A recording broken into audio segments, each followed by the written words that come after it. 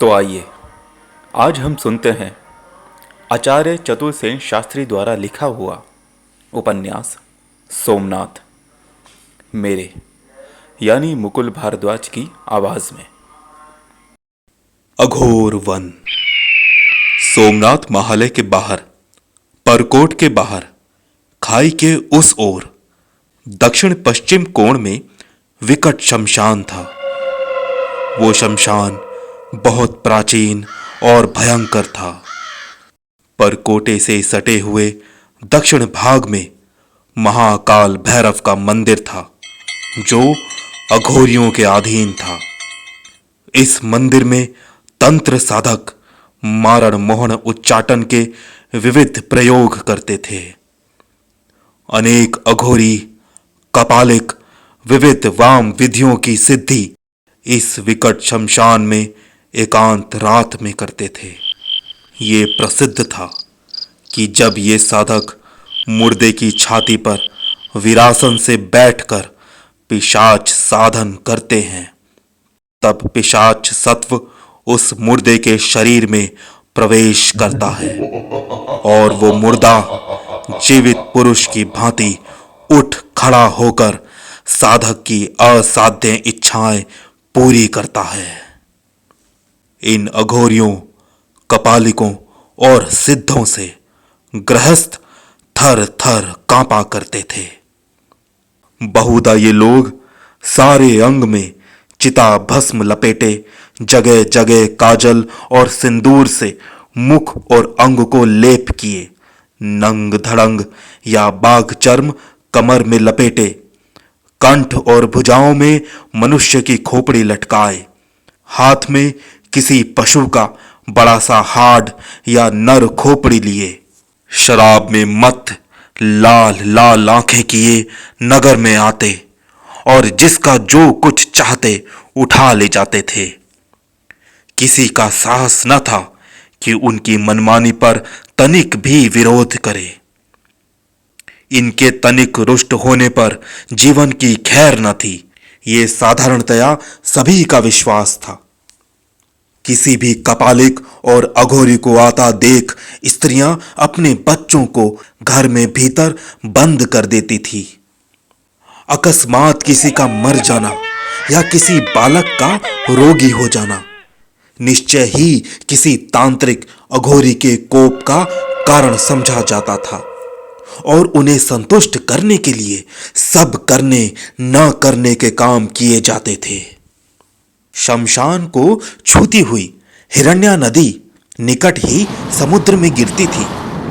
प्रभास के निकट उसका मुख खूब विस्तार पा गया था। हिरण्या नदी के उस ओर अघोर वन था, जिसकी दो काली काली नंगी पर्वत चोटियां दूर से ही दिखाई देती थी।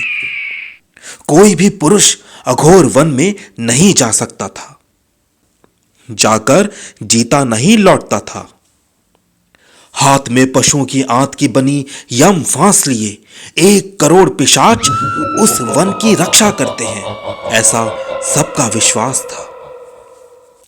प्रत्येक कृष्ण पक्ष की चतुर्दशी को पिशाचों का अधिपति अघोर वन से हिरण्या नदी पार करके उस शमशान में आकर अघोर चक्र रच महाकाल भैरव को बलि देता है, ऐसा सभी का विश्वास था। प्रत्येक अमावस्या को बहुत से नगरवासी शमशान में जाते। वे कुत्तों और गीदड़ों से घिरे हुए बैठे अघोरियों और कपालिकों को नानाविध भेंट बलि अर्पण करते तथा अपने अपने रोग, शोक एवं आवश्यकताओं को उन्हें सुनाते थे। ये सब पाखंडी, व्यभिचारी और कुमार्गी थे। वे भोले भाले लोगों को किस प्रकार ठगते, लूटते और डराते थे, उसकी उन दिनों किसी ने कल्पना भी न की थी। सब लोग समझते थे कि वे लोग देव सत्व जुष्ट शक्तिमान सिद्ध पुरुष हैं। उनके उचित अनुचित किसी भी काम का विरोध करना देश पर विपत्ति बुलाना समझा जाता था। पिशाचों के अधिपति का नाम शबर्पा था। उसे किसी ने कभी नहीं देखा था। परंतु प्रसिद्ध था कि उसकी आयु सैकड़ों वर्ष की है। वो अजर अमर है और वो संसार के सब भूत प्रेत बेतालों का स्वामी है। उसके नाम की पूजा होती थी। उसी के नाम पर ये सैकड़ों हजारों कपालिक और अघोरी जनता को डराते धमकाते रहते थे। उसके विषय में प्रसिद्ध था कि वो आकाश में उड़ सकता है, चाहे जिस योनि में प्रवेश कर सकता है। उसके लिए कुछ भी अकरणीय नहीं है। बहुत लोग गप्पे लड़ाया करते थे, कहते थे, अरे हमने एक दिन शबरपा को आकाश में उड़ते हुए देखा, अथवा बाघ का रूप धरकर मनुष्य को खाते और मनुष्य वाणी से बोलते हुए देखा है। इसी प्रकार की झूठी सच्ची विचित्र बातें इन अघोरियों और कपालिकों के संबंध में विख्यात थी।